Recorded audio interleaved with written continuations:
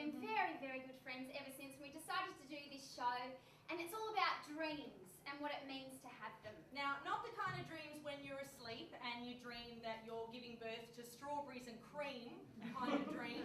Not them. Were you pregnant by any chance? I was. Yeah. So, not those dreams. We're talking about dreams as in hopes and dreams for the future kind of dreams. Yes. Vision board kind of dreams. Vision board dreams. Does everyone know what a vision board is? No one watches Oprah. No one watches Oprah. No one has any idea. Okay, so for those of you who don't, it's a board and you put it up and you stick images on it of things that you really, really want, and the idea is if you focus on it really hard, you can manifest it. Yeah, if you want something badly enough, you can totally have it. Yeah. For example, if you wanted to be a dolphin, you could just stick a photo of a dolphin on the wall, and you will become a dolphin. Sky's the limit, people. Yeah.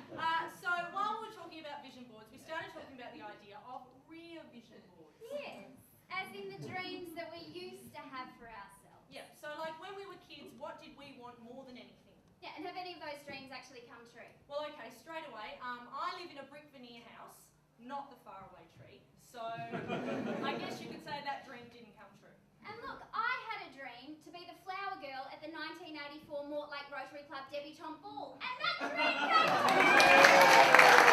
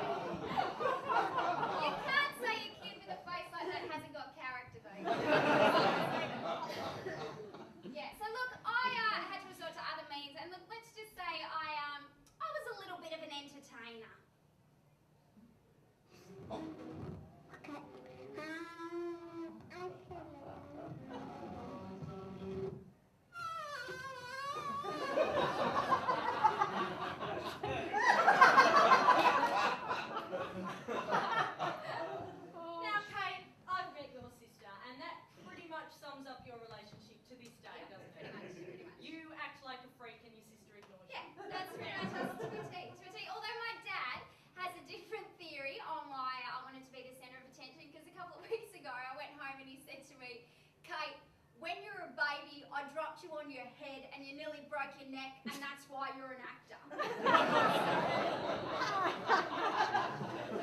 Not so much dream related as brain damage. Yeah. But it's interesting that Robin said before that she wanted to be on Young Talent Time, because that was definitely a dream of mine as a little girl. I remember it like it was a massive deal in our household, and we'd sit down as a family every Sunday night, and Mum had cooked something fancy like tomato soup from a can. And I'd sit there imagining that it was me sitting on Johnny Young's knee, just like Courtney, singing "Close your eyes and I'll kiss." Join in if you know the words. So, Kate, who was your favourite? Natalie. Definitely Natalie. I was a big fan of a spiral perm back in the day. Yeah, big fan. And look, it's interesting how YTT kind of informed other dreams of mine at the time. Does anyone recall the episode where they went to Expo 88 and Dream World? Oh my God, as soon as that episode went to air, like I just nagged Mum and Dad incessantly about going to Queensland. Because back in 88, Queensland was pretty much the most exotic place imaginable. You know, land of the big pineapple, big banana, you know, topless women on Nobby's Beach. Paradise! You know? Whoa, sorry. How did topless women fit in with paradise? Oh, how did topless women not fit into paradise, Pete? You know, hey Rob, that was my dream. No, it wasn't my dream. But I nagged Mum and Dad about going, and look, even back then I knew that it was never going to happen, because we didn't do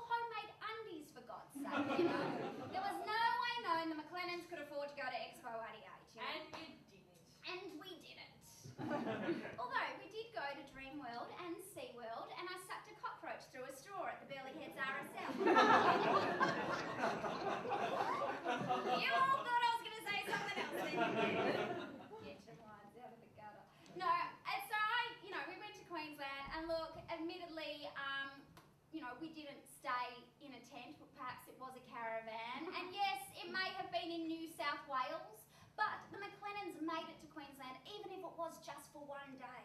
And I learnt at the tender age of 8 years old that sometimes you have to go the long way around to achieve your dreams. Like via Dubbo. That's right, Fee. That's right. Now, look, all right, I'm going to get a little tally going here. So, dream of being a flower girl at the Mortlake 1984 Mortlake Rotary Club debutante ball, big tick there.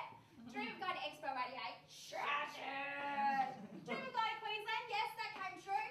Dream of being on Young Talent Time, shattered. But what about a little Fiona Harris? What did she dream for herself as a youngster? Well, she had lots of dreams. I wanted to be able to fly. I wanted to be able to run my favourite movies on the inside of my eyelids when I went to bed at night. I wanted to live in the Faraway Tree. And like you, Kate, I fancied myself as a bit of an entertainer in the way that I would write, direct and star in these extraordinarily long productions. And I was always roping everyone around me into being in them. My brothers, my cousins, my neighbours, my best friend, Terry the Tree, my mum. Sorry, who?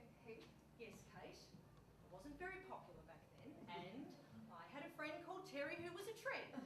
Okay, I see. Yes, Right. don't knock him, all right? Terry was a better friend to me from grades 1 to 3 than any I've had since. Thank you. Terry the Tree aside, I loved putting on shows, and I would turn our Altona North lounge room into an exact replica of the Regent Theatre, in my mind.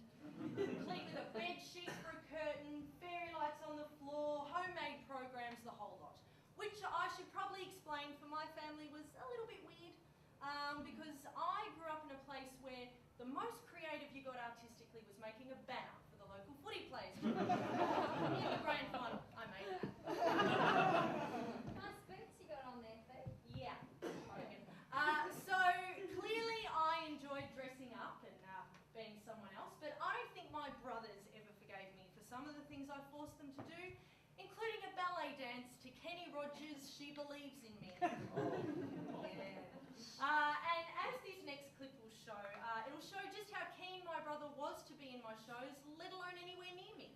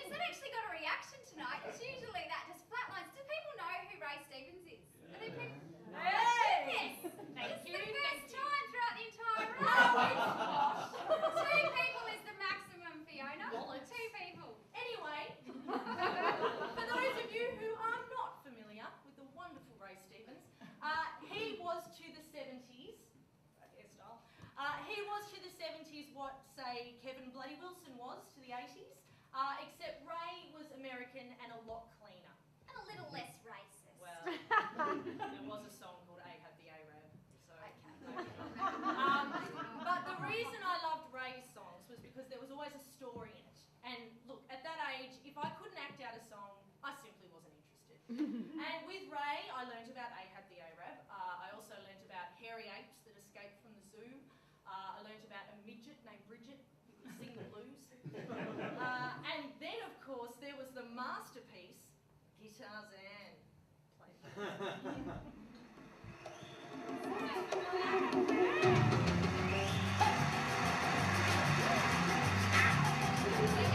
He's free as the breeze, he's always at ease. He lives in the jungle, he hangs by his knees as he swings through the trees without a trapeze in his BBD. Just forget it.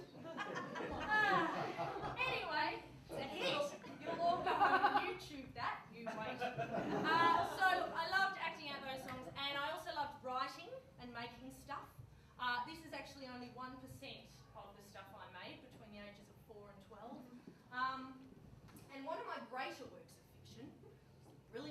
entitled Bath Murder that I wrote when I was 10 and heavily into Trixie Belden books. Now, I'll just read you a little bit. This is where the schoolgirl detectives are telling the police how the double murder happened.